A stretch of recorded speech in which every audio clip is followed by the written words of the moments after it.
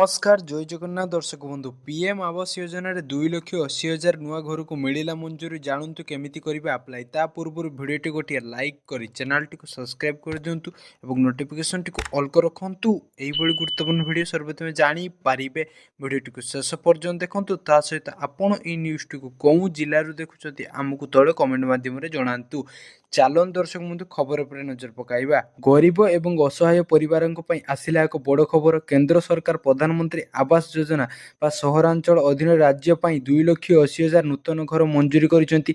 एही घर मध्य 2,65,000 घर निर्माण कार्य द्रुत गति रे चलीची। आवश्यक हेले घर संख्या वृद्धि करने को सूचना दिया जाउची। छत्तीसगढ़ प्रधानमंत्री आवास योजना अधीन 2,80,000 घर पई अनुमोदन करा जायछि। एही निष्पत्ति दीर्घ दिन धरी स्थायी घर पई अपेक्षा करिथिबा परिवार मानक पई एक आश्वस्ति। केंद्र शक्ति एवं गृह निर्माण नगर व्यापार मंत्री मनोहर लाल खट्टर सूचना देइछन्ते एही प्रकल्प पई 4,000 कोटी मंजूरी कर जायछि। एहा सहित अनुमोदित परिमाण 3,550 कोटी टंका जारी कर जायछि जहा निर्माण कार्य को त्वरान्वित करूछि।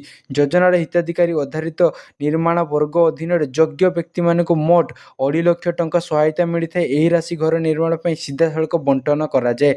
मोट राशि 1.5 लाख टंका केंद्र सरकार, लाख टंका राज्य सरकार प्रदान करती। निर्माणर अग्रगति उपर आधार करी 3टी किस्ती रे देय करा जाय। प्रथम द्वितीय किस्ती परिमाण 40% प्रदान करे जेतेबेले बाकी राशि शेष किस्ती रे प्रदान करा जाय।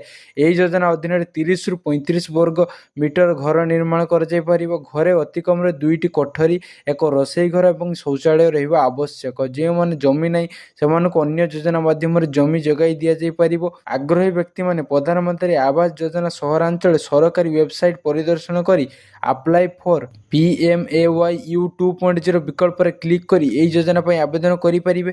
आवेदन करिवा पूर्व निर्देशावली को भलो भाबे पढ़िबा गुरुत्वपूर्ण। एही योजना केवल सेमानक पई उपलब्ध जे मन प्रथम थर पई घर निर्माण करूचंती ओ दारिद्र्य सीमारेखा तळे पड़ंती। अनुसूचित जाति, अनुसूचित जनजाति, ट्रांसजेंडर व्यक्ति एवं महिला मानक प्राथमिकता दिया जीवो।